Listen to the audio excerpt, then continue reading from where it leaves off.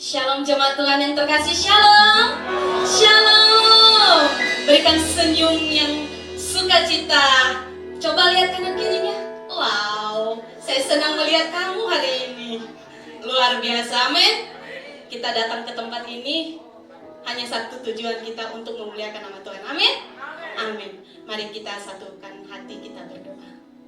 Tuhan Yesus yang amat baik, kami bersyukur Tuhan. Kami berterima kasih Bapa, karena begitu besar kasih-Mu Tuhan untuk setiap kami, sampai kami bisa melangkah di tempat ini Tuhan, untuk menyatukan hati dan jiwa kami Tuhan, pikiran kami Tuhan, untuk menyenangkan hati Tuhan, untuk memuliakan nama Tuhan.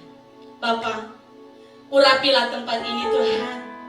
Engkau pakai kami Tuhan. Biarlah setiap pujian yang kami naikkan Tuhan, itu layak di hadapan-Mu Tuhan. Dan Tuhan menikmati setiap pujian kami Bapa. Terima kasih Bapak, kami buka ibadah ini hanya di dalam nama Tuhan Yesus. Haleluya. Amin. Saya undang untuk adik-adik sekolah minggu maju ke depan untuk didoakan. Saya undang juga untuk hamba-hamba Tuhan untuk mendoakan anak-anak sekolah minggu.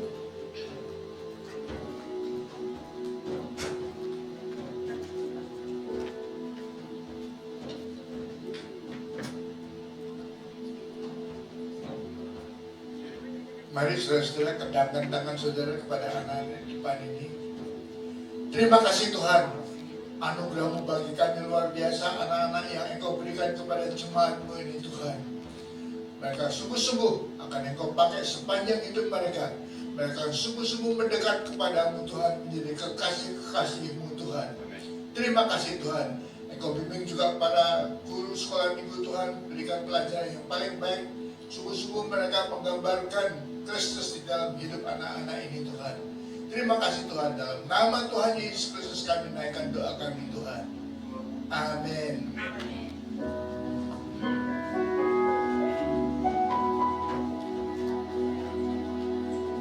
Terima kasih. Mari kita naikkan sembah puji kita kepada Tuhan. Kita naikkan ucapan syukur kita kepada Tuhan. Terima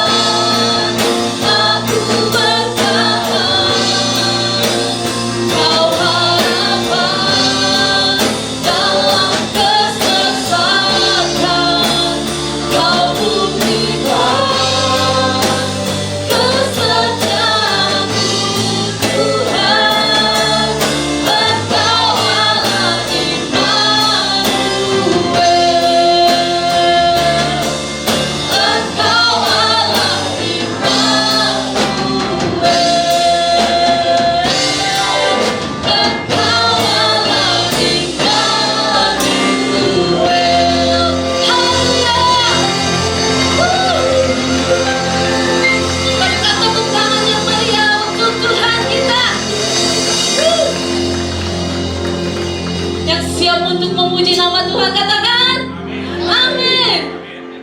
Amin, saudara, Bapak Ibu. Amin. Dia adalah Allah Immanuel buat kita semua. Amin.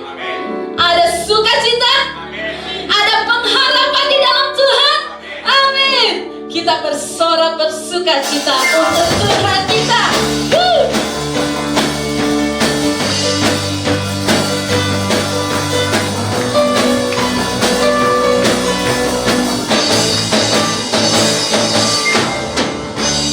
Puji syukur hanya bagimu Tuhan, sebab Kau yang layak dipuja. Hati mau bersorak, tinggikan nama-Mu. Haleluya. Segala puji syukur, segala puji syukur hanya bagimu Tuhan, sebab Kau yang layak dipuja. Hati mau bersorak, tinggikan nama-Mu. Haleluya. Mari bersorak haleluya. Soraklah haleluya. Soraklah haleluya. Haleluya. Sorak haleluya. Soraklah haleluya. Soraklah haleluya. Haleluya.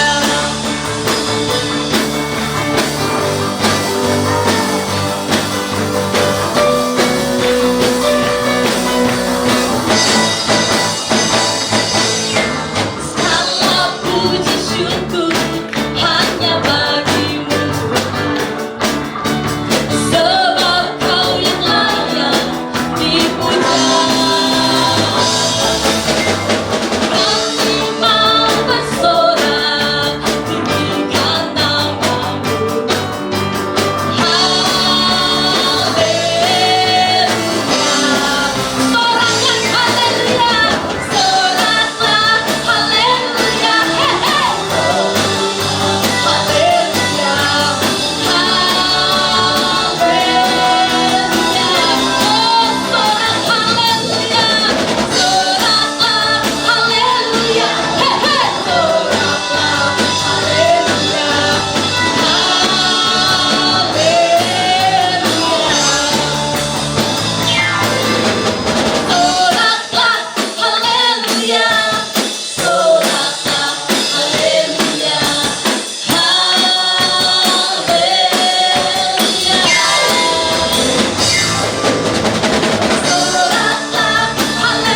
haleluya. Soraklah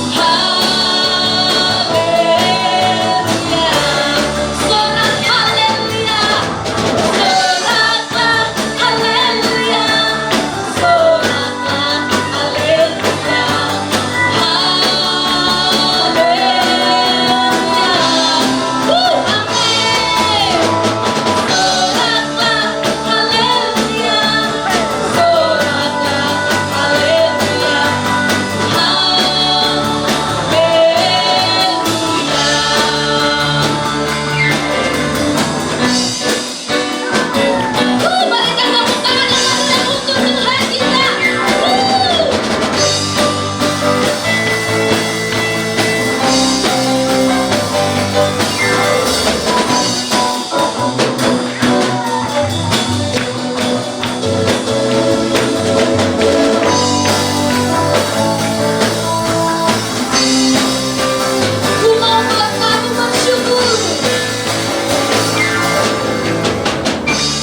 Ku mau selalu bersyukur, sebab cinta-Mu padaku takkan pernah berubah. Hatiku percaya, walau bumi bergoncang, gunung-gunung beranjak, namun kasih setiamu tak pergi dari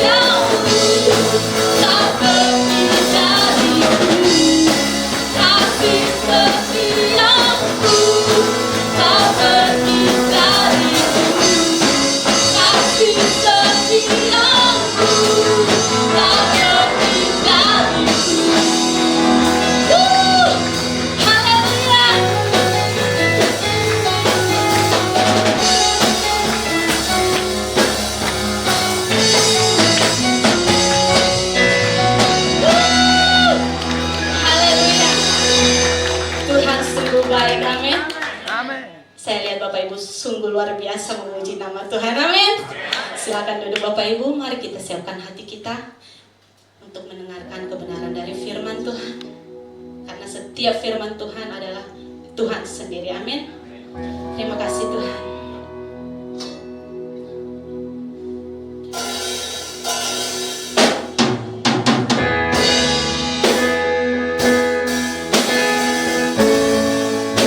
Dia seperti air yang mengalir.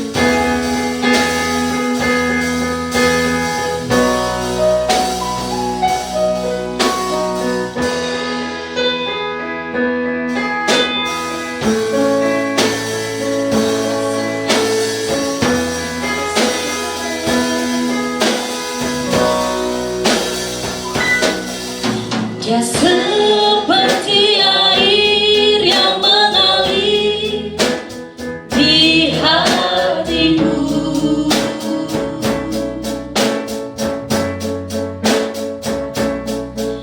Dia seperti air yang mengalir saat ini.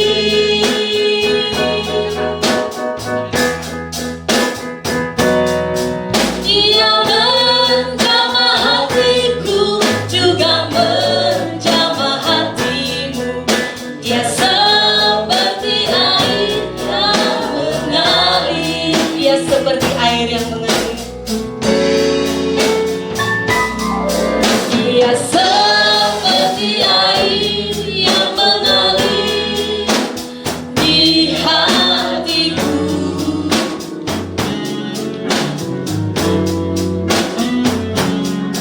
Dia seperti air yang mengalir saat ini.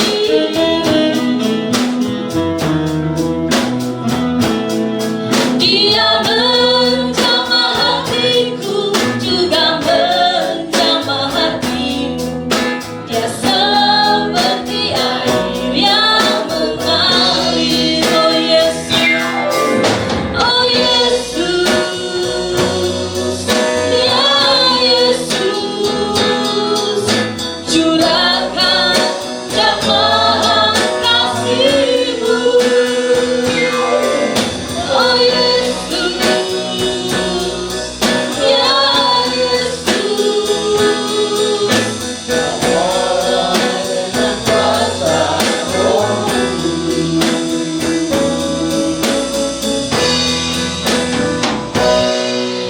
Dia seperti air yang mengalir di hatiku.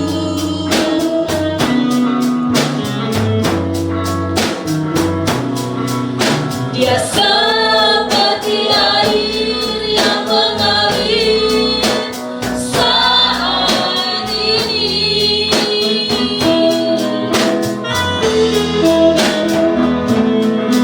Dia menjamah hatiku, juga menjamah hatimu. Dia seperti air yang mengalir.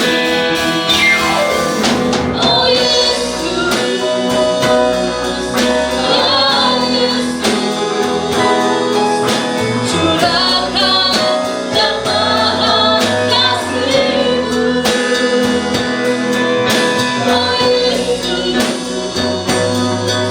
ya Yesus, jamahlah dengan kuasa Roh-Mu. Oh Yesus, saya undang kita sama-sama panggil Dia. Saya undang semuanya. Jamahan kasih-Mu. Oh Yesus,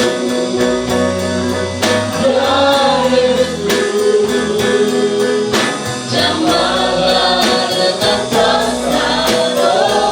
Jamalah dengan kuasa. Jamahlah dengan kuasa Roh-Mu.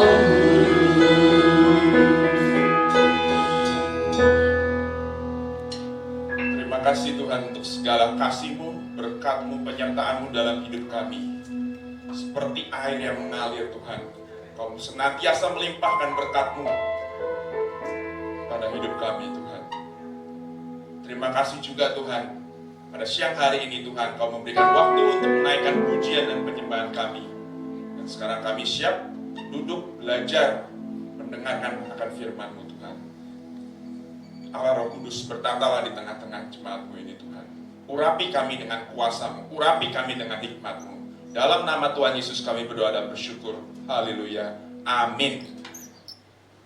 Silakan duduk Bapak Ibu. Selamat hari Minggu. Tuhan Yesus memberkati. Shalom. Ya, terima kasih untuk kesempatan yang diberikan kembali kepada saya untuk sharing firman Tuhan pagi menjelang siang ini.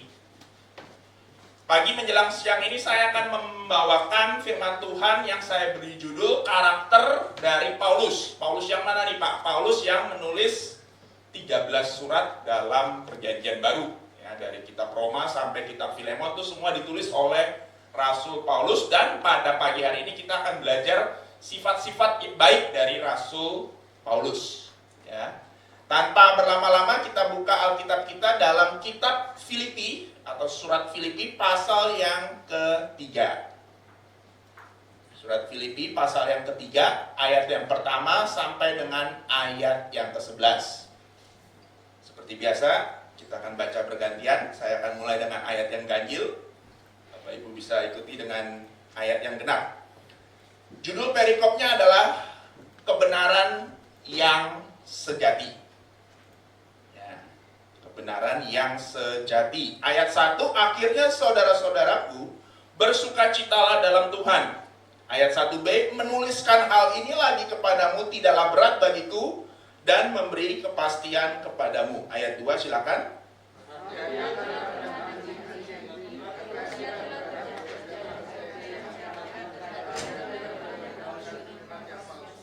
Ayat 3, karena kitalah orang-orang bersunat yang beribadah oleh Roh Allah dan bermegah dalam Kristus Yesus dan tidak menaruh percaya pada hal-hal lahiriah. Ayat 4.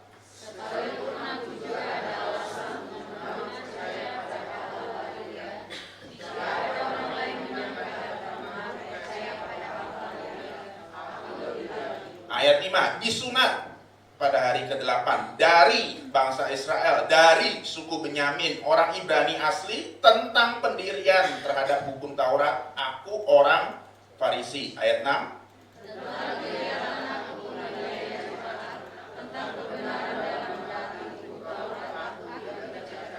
Ayat 7, tetapi apa yang dahulu merupakan keuntungan bagiku, sekarang ku anggap rugi karena Kristus.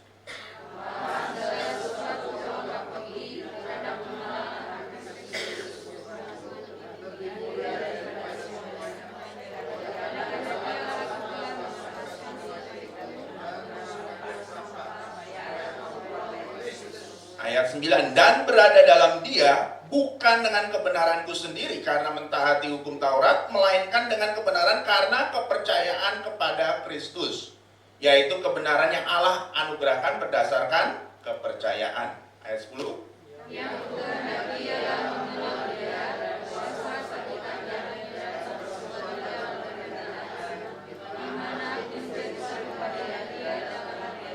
Ayat 11 terakhir kita baca sama-sama. 1, 2, 3. Supaya aku akhirnya beroleh kebangkitan dari antara orang mati. Amin. Untuk firman Tuhan yang berbahagia adalah kita yang mendengar, mempelajari, merenungkan, dan melakukan firman Tuhan dalam hidup masing-masing.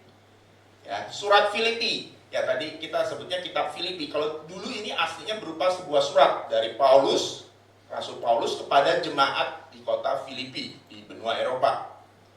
Nah, Bapak Ibu kalau ikut sekolah minggu tentunya tahu ya, Paulus itu dulunya itu namanya adalah Saulus. Dulunya dia bukan seorang Kristen, tapi seorang penganut agama Yudaisme dari sekte Farisi. Jadi dia sangat serius, sangat ketat sekali menjalankan hukum Taurat. Tadi kita sudah baca ya, dia disunat hari ke-8, orang Israel, orang Ibrani asli. Dan Paulus bangga akan pencapaiannya waktu sebelum ia bertobat. Sebelum ia bertobat, Paulus sangat giat. Giat apa ini? Bukan hanya mempelajari Taurat, tapi dia juga giat mengejar orang-orang Kristen, menangkap orang-orang Kristen, menganiaya orang-orang Kristen. Tetapi begitu dalam perjalanan menuju kota Damsyik, menuju Damsyik, ada cahaya terang menyinari dia. Saulus, Saulus, inilah aku Yesus yang engkau aniaya. Di saat itu ia bertobat, jadi buta, lalu akhirnya dibaptis, matanya melek lagi. Ya. Dan pada saat itu juga hidupnya berubah 180 derajat. Tadinya penganiaya jemaat Kristen, mungkin kalau sekarang ya ormas radikal, penganiaya jemaat Kristen sekarang berubah menjadi penginjil yang luar biasa. 13 kitab dalam perjanjian baru ditulis oleh Rasul Paulus. Dan pagi ini saya akan membagikan 3 karakter, 3 hal, 3 sifat baik yang dari Paulus yang kita teladani dalam hidup kita masing-masing. Next, langsung saja. Sifat yang pertama adalah Paulus seutuhnya meninggalkan atau menanggalkan manusia lama. Efesus 4 ayat 22 mengatakan, Paulus berkata pada jemaat Efesus, tinggalkan manusia lamamu, tanggalkan manusia lamamu. Saya kasih analogi seperti kita berganti baju. Manusia lama itu apa? Manusia lama bicara soal keyakinan kita, pola pikir kita, sikap kita, pola bicara kita sebelum kita mengenal Kristus. Pola pikir kita, cara kita berbicara, cara kita bertindak, perspektif kita sebelum kita mengenal Kristus. Nah, itu yang disebut sebagai manusia lama. Manusia lama bicara waktu kita hidup masih dalam kegelapan. Waktu kita hidup masih untuk memuaskan hawa nafsu, keinginan diri sendiri. Nah, itu yang disebut manusia lama. Dan itu yang menurut Paulus harus ditanggalkan. Seperti orang pakai baju, ya. Efesus 4 ayat 22. Tanggalkan manusia lamamu, lepaskan manusia lamamu, buang manusia lamamu, dan kenakan manusia baru. Pola pikir baru, perspektif baru, waktu orang itu bertobat. Kenapa? Ilustrasinya menanggalkan baju. Orang Yahudi pada zaman Paulus itu sangat menjaga kebersihan. Mereka bepergian jauh, keringetan, panas, ada kotoran hewan mungkin menginjak. Begitu sampai rumah, mereka langsung cuci kaki dan bajunya langsung diganti. Cari baju lain yang bersih, yang baru, yang harum. Nah, itu yang dipakai. Baju yang lama dibuang. Saya jadi ingat waktu beberapa tahun yang lalu, zaman pandemi 2020, saya punya seorang murid, umurnya seorang ibu, usianya ya kurang lebih 50 tahun. Dia sangat takut terhadap pandemi sehingga sangat ketat dalam hal kesehatan. Begitu ketatnya sampai mungkin ya level paranoid gitu. Nggak berani ke salon, nggak berani nge-mall, biasanya nge-mall, ngerumpi sama teman-temannya. Tapi ini nggak berani. Ke salon biasanya gunting rambut. 2 tahun lebih dia tidak gunting rambut. Sampai akhirnya tebal sekali. Semua bahan makanan, sayur-sayuran, biasanya kan dia ke pasar beli, nawar begitu, semuanya ditinggalkan, pasar itu ditinggalkan, dia beli secara online. Kalau ada apa-apa pesannya selalu online, toko online. Kalau sampai akhirnya dia perlu uang cash, uang tunai, lembaran begitu, dia ke ATM, tapi ATM-nya pun harus ATM yang drive-thru. Jadi dia nggak perlu turun dari mobil, hanya ngeluarin tangan, masukin kartunya, ambil duitnya, pergi lagi, pulang. Dan begitu sampai rumah, ke ATM paling cuma 15-20 menit. Begitu sampai rumah, dia langsung buka bajunya, dia semprotin sanitizer, masukin mesin cuci, dia sendiri mandi, keramas. Padahal cuma ke ATM doang, drive-thru, nggak turun dari mobil. Tapi akhirnya kena juga. Setelah begitu banyak, begitu ketatnya soal kesehatan, soal kebersihan, tapi akhirnya kena juga. Baju yang lama harus ditanggalkan. Kenapa? Banyak virus, banyak kuman, banyak bakteri, itu yang bisa membuat orang menjadi sakit. Bapak Ibu saya yakin begitu pulang dari gereja juga pasti ganti baju, cari baju yang lebih bersih, harum, ya. Supaya apa? Supaya segar. Nah, begitu juga gambaran terhadap manusia lama. Manusia lama itu kotor, penuh dosa, ya, penuh hal-hal yang tidak baik, harus ditanggalkan, harus dibuang, diganti dengan pakaian baru, manusia baru. Manusia yang pola pikirnya sama dengan Kristus. Tadi dikatakan sudah ayatnya kita baca, Paulus sangat bangga dengan latar belakangnya. Dia seorang Yahudi, dia seorang Farisi, sangat mendalami Taurat, menganiaya jemaat Tuhan. Tetapi begitu mengenal Kristus, semuanya dianggap rugi. Semuanya dianggap, kalau dalam ayat 8 dikatakan sampah. Next. Ya. Kalau dalam ayat 8 dikatakan sampah. Dalam bahasa aslinya ayat 8 itu digunakan bukan sampah, tapi skubala. Apa itu? Kotoran. Dung atau excrement. Kotoran, sisa-sisa pencernaan manusia atau hewan. Nah itu. Segala sesuatu, manusia lamanya, pola pikir lamanya sebelum mengenal Kristus, itu adalah kotoran. Dulunya dibangga-banggakan, sekarang kotoran. Gak diingat lagi, malah jijik, geli. Ya. Nah, inilah sikap yang mesti kita teladani dalam hidup kita. Ya. Waktu kita mengenal Kristus, waktu kita percaya, kita dibaptis, kita berbahasa roh, kita juga jangan lupa, manusia lama harus dibuang. Jangan diingat-ingat lagi, jangan diungkit-ungkit, jangan dibanggakan. Bulan lalu saya waktu kenaikan saya sempat bercerita tentang teman saya ya, gelarnya sudah PDT, bukan PDP atau PDM lagi, PDT. Ya, dilantiknya sudah belasan tahun. Suatu hari dia difitnah oleh temannya juga, teman pelayanan juga, dikatakan selingkuh dengan sesama teman tim pelayanannya. Nama baik teman saya ya jelas, reputasinya rusak. Gereja-gereja yang biasa yang ngundang, wah selingkuh dia, udah gak usah ngundang lagi. Teman saya ini tahu, dia marah, itu wajar ya. Tapi perkataannya itu yang gak baik. Kalau manusia lama saya masih ada, saya bunuh orang itu. Kalau manusia lama saya masih berkuasa dalam diri saya, sudah saya cekik orang itu. Itu adalah sikap yang tidak baik. Masih mengingat-ingat manusia lama. Masih seolah-olah membanggakan, kalau manusia lama gue masih hidup, habis tuh orang. Pilihan kan cuma dua, jadi pendeta atau pendekar. Pendeta atau preman, gitu aja. Saya dengarnya, wah ini nggak benar nih.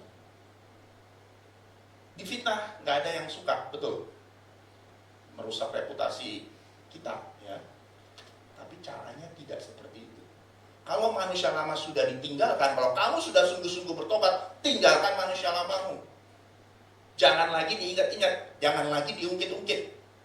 Dulunya manusia lama, kita suka minum-minum, suka mabok, suka rokok. Begitu masuk menjadi manusia baru, kita tinggalkan semua itu. Kalau dulu manusia lama kita suka mengeluh, bersungut-sungut, tidak tahu bersyukur. Begitu menjadi manusia baru, kita harus senantiasa bersyukur. Tuhan kasih ini, ya udah kita cukup. Mencukupkan diri dalam segala hal. Oh susah ya. Dulu saya suka mendendam, dulu suka saya kepahitan, dulu saya suka membalas. Begitu masuk jadi manusia baru, saya harus tinggalkan itu, saya harus belajar mengampuni. Susah Pak, betul, susah. Tapi jangan lupa, kita kan bulan lalu baru merayakan hari Pentakosta, Roh Kudus sudah dicurahkan. Dia ada dalam diri saya dan saudara, tinggal mau apa enggak nih? Kitanya, saya dan saudara, mau apa enggak? Roh Kudus pasti ngasih kekuatan. Tinggal dari pihak manusianya. Apakah kita mau berubah? Beberapa tahun yang lalu, waktu saya melayani di sebuah gereja di Jakarta Utara, sebelum saya khotbah, ada seorang ibu kesaksian. Ibu ini cerita dia punya 2 anak, dia diselingkuhi oleh suaminya. Ya. Sebelumnya, waktu masih sama suaminya ya dia enak, jadi ibu rumah tangga aja, nggak kerja. Sekarang begitu suaminya selingkuh dengan sekretarisnya, si ibu harus bekerja banting tulang, jadi single parent, membiayai 2 anaknya itu. Ibu ini Kristen tapi ya nama aja, Kristen KTP. Nggak suka baca Alkitab, ke gereja pun ya udah manas-manasin bangku gereja, nggak suka baca Alkitab, nggak suka doa. Kristen KTP. Nah, suatu hari ibu ini ikut KKR di gerejanya, dan di situ dia mengalami pertobatan yang sungguh-sungguh. Ya, sejak saat itu hidupnya juga berubah.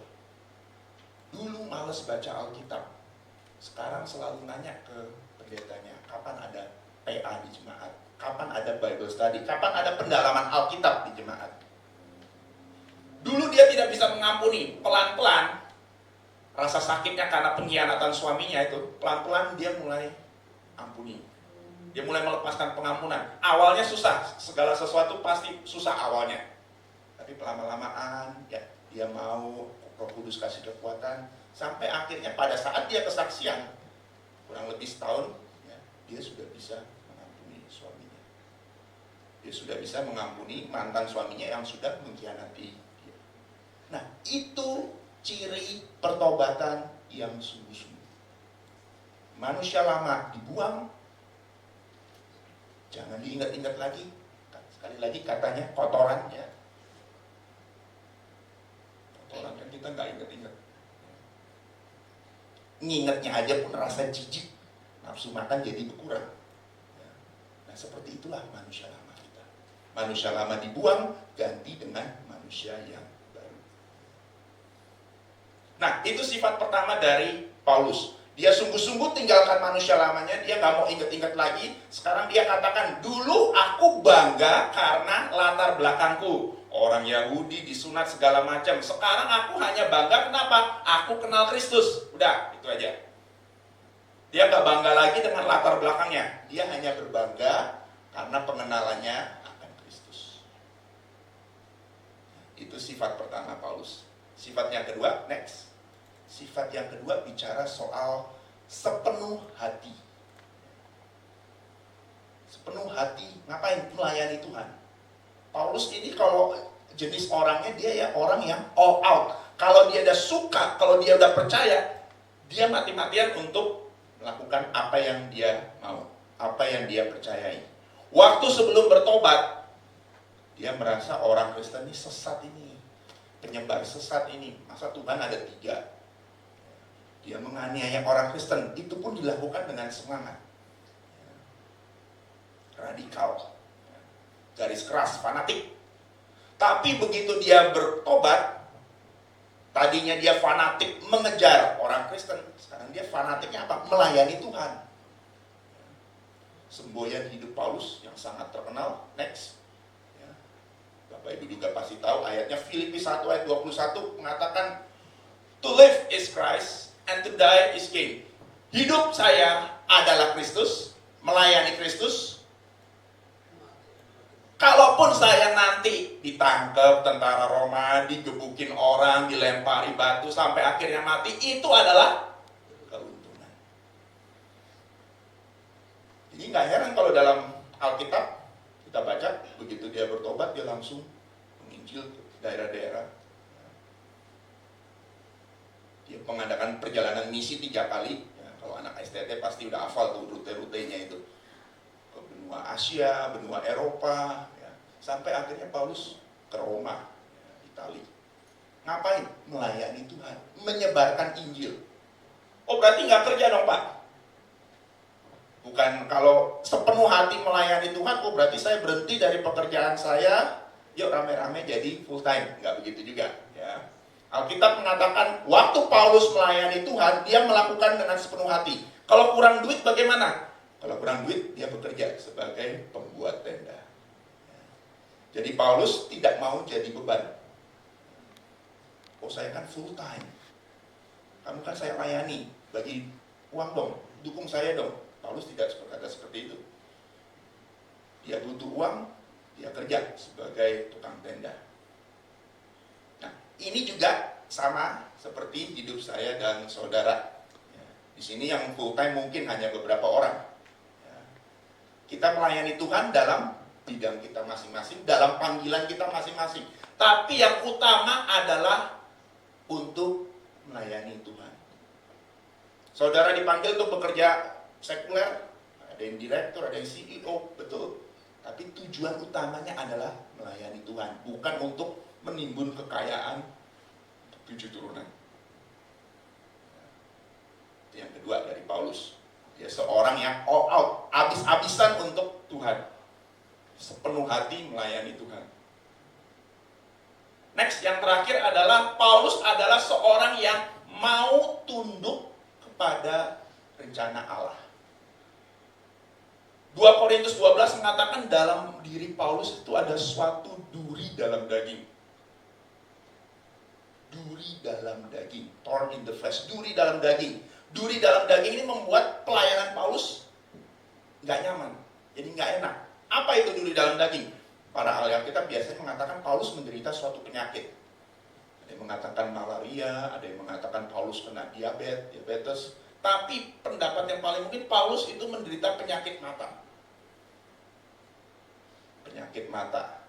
Orang pintar kan biasanya suka baca, suka belajar. Sedangkan dia matanya rabun. Kalau zaman sekarang gampang, pergi ke optik, ukur, pesen, minggu depan jadi, udah pakai, selesai. Tapi ini kejadian di abad pertama. Jadi dia kalau baca harus dekat sekali baru bisa melihat. Paulus berdoa, Tuhan cabut duri dalam daging ini. Maksudnya apa? Sembuhkan aku dari penyakitku ini. Ya. Berapa kali Paulus berdoa? 3 kali. 3 kali bagi orang Yahudi itu sangat penting. Berarti doanya benar-benar sungguh-sungguh. Yesus berdoa di Taman Getsemani juga 3 kali. Sungguh-sungguh. Menyatakan suatu kesungguhan hati, saya bermohon ini. Udah doa 3 kali sungguh-sungguh, beriman, Tuhan berkata, cukup. Cukup apanya? Cukup kasih karunia yang kulimpahkan kepada kau. Jadi Tuhan mau Paulus tinggal dalam kelemahannya itu. Tuhan mau Paulus tinggal dalam sakitnya itu. Akhirnya Paulus tidak disembuhkan. Paulus belajar dalam hidupnya bahwa ketika aku lemah, di situ aku kuat. Seolah-olah kontradiksi ya kalimat itu. For when I am weak, then I am strong. Jadi ketika aku lemah, di situ aku kuat. Kok aneh ya? Kalau kita mau kuat ya jadilah orang kuat. Jadilah badan, kasih saya badan yang sehat, badan yang kuat, sembuhkan penyakit saya. Tapi di sini Paulus mengatakan, ketika aku lemah, ketika aku memiliki penyakit mata ini, di situ aku kuat. Kuatnya kenapa? Bukan karena kekuatan dalam diri Paulus, ya, tapi karena kuasa Allah dinyatakan lewat kelemahan Paulus. Tadi kan lagunya di awal kan, ketika aku lemah, kuasa Allah sempurna, kuasa Allah makin dinyatakan. Kalau Paulus sehat-sehat, senantiasa sehat-sehat, dia melayani, orang banyak akan berkata, oh jelas dia sehat, dia pinter, latar belakangnya dari keluarga baik-baik. Ya. Tapi ketika Paulus lemah, Paulus sakit, dia tetap melayani Tuhan dengan berapi-api. Di situ orang berkata, wah ini nggak mungkin nih dari dalam dirinya, pasti ada kuasa lain, kuasa Tuhan. Nah itulah sikap yang ketiga, tunduk akan rencana Allah. Nah ini sikap yang saya lihat orang Kristen juga sukar tunduk. Biasanya orang pintar sukar tunduk. Orang pintar ya di perusahaan, di kampus, dia sudah punya rencana. Hari ini saya mau ngapain, besok saya mau ngapain, lusa mau ngapain. Minggu depan, tahun depan, 10 tahun ke depan, 20 tahun ke depan, saya mau ngapain. Saya mau kerjakan mulai dari hari ini supaya 20 tahun ke depan saya bisa jadi orang yang pintar. Saya bisa jadi orang yang kaya, supaya kampus saya bisa jadi besar. Sudah punya rencana. Orang pintar. Kalau seorang pintar, saya yakin dia sudah punya rencana penginjilan ke sini. Ya. Tapi tunduk kepada rencana Allah. Walaupun kita sudah punya rencana, rencananya tidak disetujui Allah, itu adalah hal yang luar biasa. Kalau orang, maaf ya, orang bodoh, orang miskin ya udah pasrah aja. Tuhan mau bikin ini ya udah mengalir aja. Tapi kalau Paulus, dia pintar, dia sudah punya rencana. rencananya digagalkan Allah. Dan dia masih bisa tunduk, dia tidak tawar hati, itu luar biasa. Banyak hal baik dalam hidup yang tidak selalu disetujui oleh Allah. Sekali lagi saya katakan, ada hal-hal baik yang kita anggap baik dalam hidup, tapi ternyata tidak sesuai dengan rencana Allah. Mungkin kita berdoa, Tuhan kasih saya tubuh yang sehat, sembuhkan sakit saya Tuhan, supaya saya melayanimu makin lama makin efektif. Ya, supaya saya nggak sakit-sakitan. Tuhan ngizininya kita tetap sakit. Seperti Paulus. Kita berdoa, Tuhan kasih saya duit yang banyak, harta yang banyak, supaya saya bisa ke daerah, keluar kota, bahkan ke luar negeri untuk menyebarkan Injil. Tuhan ngasihnya cukup aja, cukup makan, cukup pakai, cukup tempat tinggal, tapi nggak berlebihan.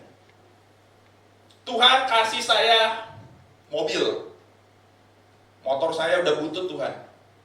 Kasih saya mobil supaya saya pelayanan makin lebih efektif. Tuhan mengizinkan motor yang udah butut itu dicuri orang. Sudah butut jelek masih dicuri juga. Sampai sekarang pelayanan harus naik angkot, harus naik angkutan online. Nah itulah, hidup ini ada hal-hal yang kita anggap baik. Saya perlu Tuhan, pelayanan saya biar makin efektif. Tuhan gak kasih. Cukup kasih karuniaku untuk kamu. Kitab Yesaya mengatakan, tingginya langit dari bumi, demikianlah bedanya, jauhnya rancangan Tuhan dengan rancangan kita.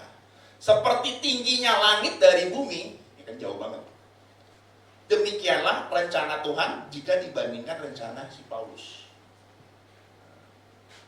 Dan untuk tunduk kepada Allah, untuk tetap setia ikut Allah, walaupun rencana kita di stop, digagalkan oleh Allah, ditutup pintunya, nah itu merupakan hal yang luar biasa. Nah itulah 3 hal dalam hidup Paulus. Next. Saya tutup dengan ringkasan singkat. Jadi kita hari ini belajar 3 hal dalam hidup Paulus yang harus kita teladani sungguh-sungguh dalam hidup kita. Buang manusia lama kita, seperti pakaian kotor, seperti kotoran yang jangan diingat-ingat lagi. Ya. Sepenuh hati, wholehearted, sepenuh hati melayani Tuhan. Ya. Dan yang terakhir, hidup atau tunduk akan rencana Tuhan. Saya ajak kita tundukkan kepala.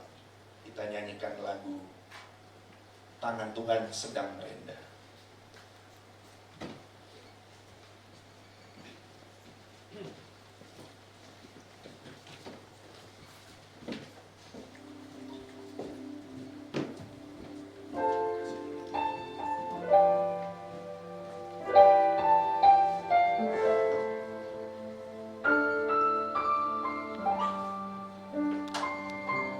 Tangan Tuhan, Tangan Tuhan sedang merendah, suatu karya yang agung mulia, saatnya kan tiba nanti kau lihat pelangi kasih-Nya. tangan Tuhan, Tangan Tuhan sedang merendah,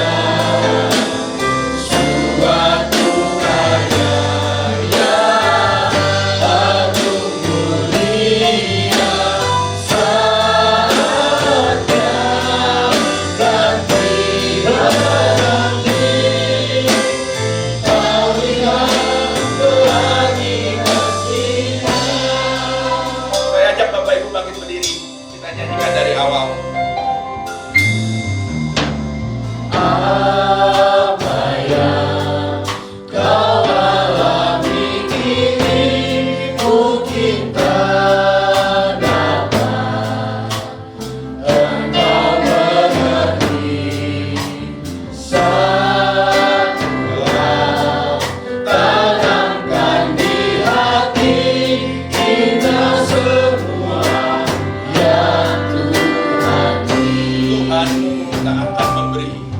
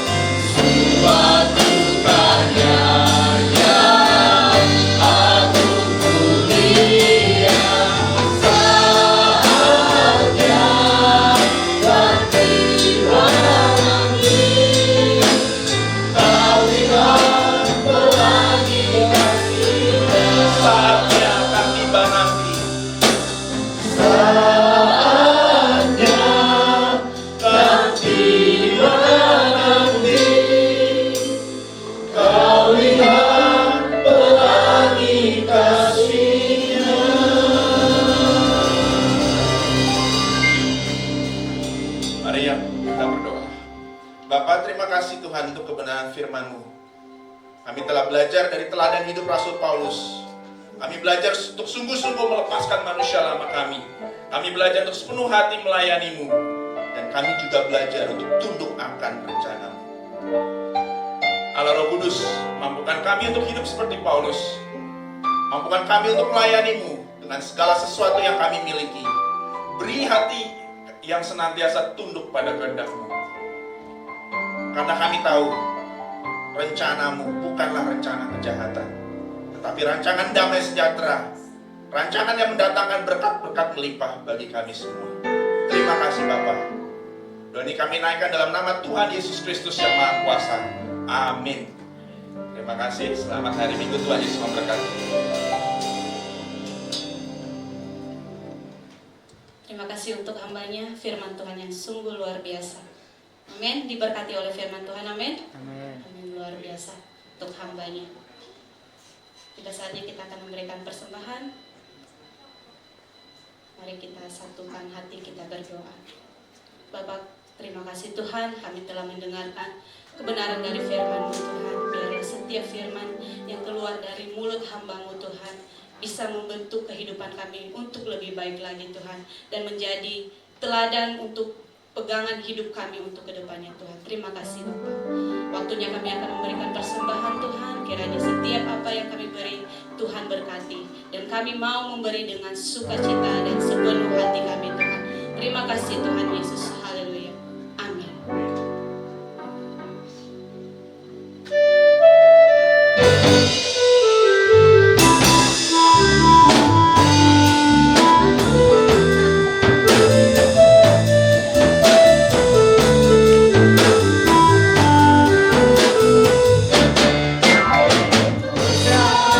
Kasih Allah pada kita, diberkati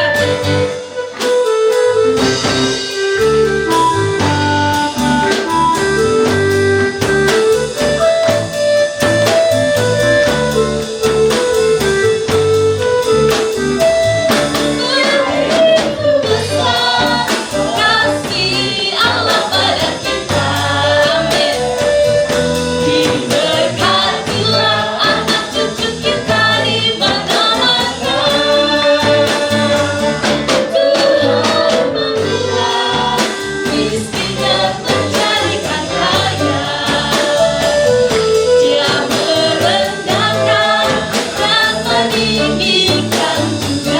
Begitu besar, begitu besar kasih Allah pada kita.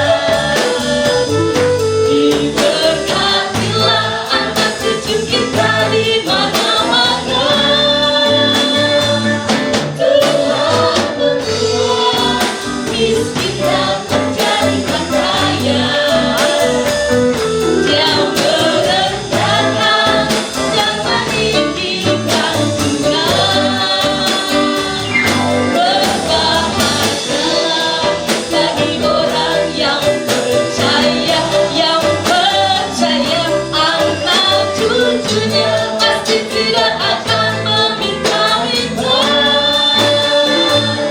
Karena Allah menggenapi firman-Nya. Tiada yang mustahil bagi orang percaya.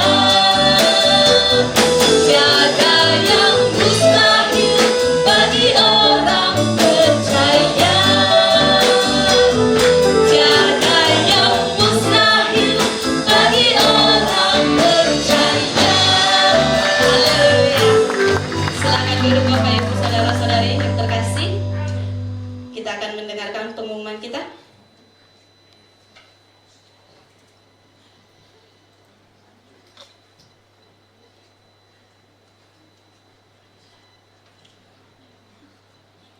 Ya, Impact News untuk minggu ini.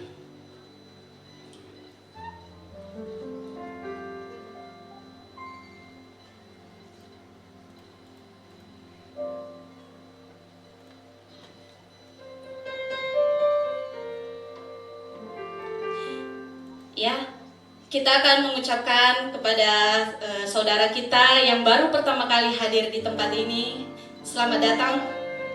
Ada satu orang, boleh bangkit berdiri. Selamat datang. Kebetulan dia adalah abang sepupu saya. Selamat datang abang saya yang terkasih. Selamat beribadah. Jikalau belum ada tempat beribadah, bolehlah ikut bersama-sama kita di tempat ini untuk beribadah bersama-sama. Amin. Ya, selanjutnya ada pembacaan Alkitab setiap hari dari tanggal 12 sampai tanggal 18 Juni 2023 dari Wahyu 5 sampai Wahyu 22. Doa fajar online setiap Senin dan Kamis pukul 5 pagi live Facebook.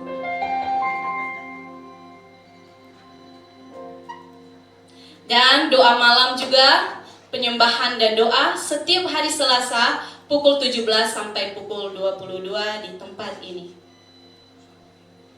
Online morning prayer youth setiap hari Sabtu pukul 5 pagi live Facebook. Dan juga ibadah Youth Impact setiap hari Sabtu. Ayo anak muda, jangan lupa datangnya hari Sabtu pukul 4 sore di tempat ini. Ditunggu kedatangannya. Ya, kembali lagi nanti kita di minggu depan ibadah raya Hajaran Roh Kudus. Ya. Pelajaran minggu depan adalah Hajaran Roh Kudus dilayani oleh Pendeta Jonathan Trisna. Mari Bapak Ibu, kita ketemu lagi untuk minggu depan. Demikian Impact News, Tuhan Yesus memberkati luar biasa. Kita akan doa syafaat. Saya undang kita sama-sama bangkit berdiri.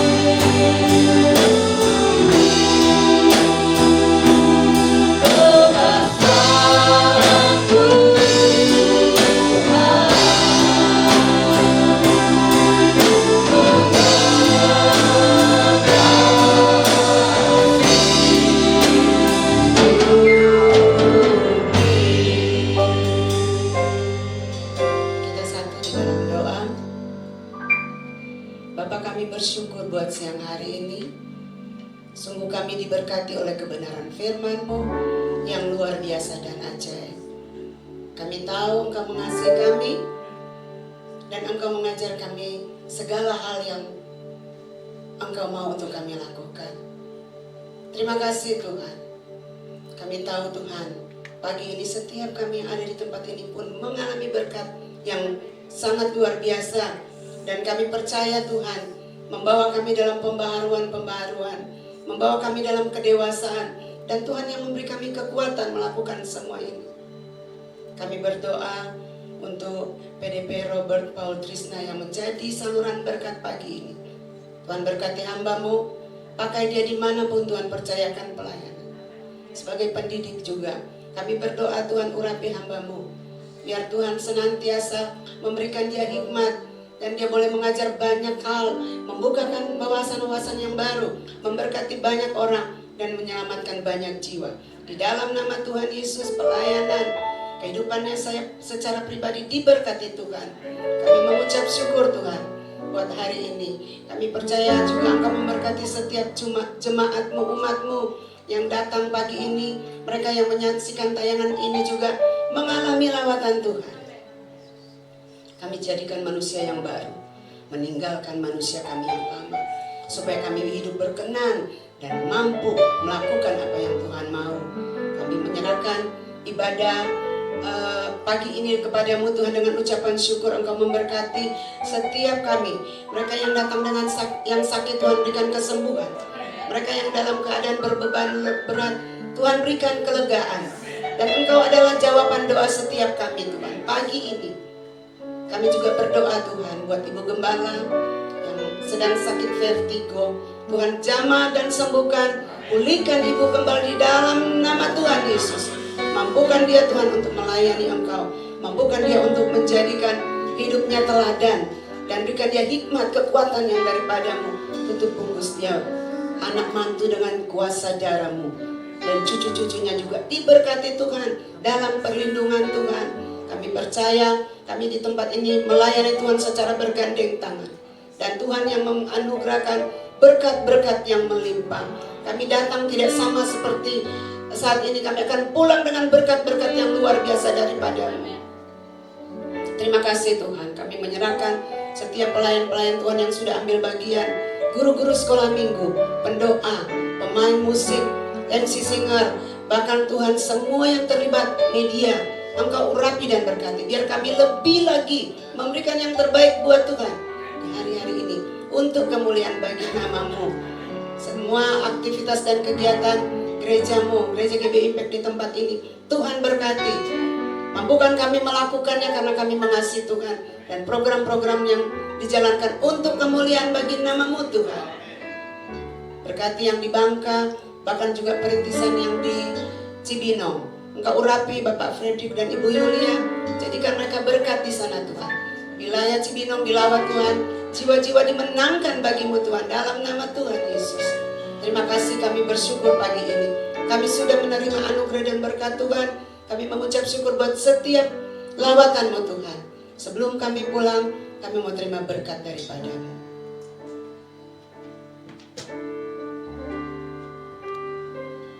Mari saudara-saudara angkat kedua belah tangan saudara tinggi-tinggi untuk menerima berkat Allah sepanjang minggu ini. Saudara-saudaraku, kiranya kasih daripada Allah Bapa, penyertaan daripada anaknya yang tunggal Tuhan Yesus Kristus, bimbingan, pemeliharaan, penjagaan dan pendewasaan daripada Roh Kudus menyertai saudara-saudara sekalian dari sekarang sampai selama-lamanya. Amin. Silakan duduk sebentar. Bersaat teduh. Tuhan memberkati.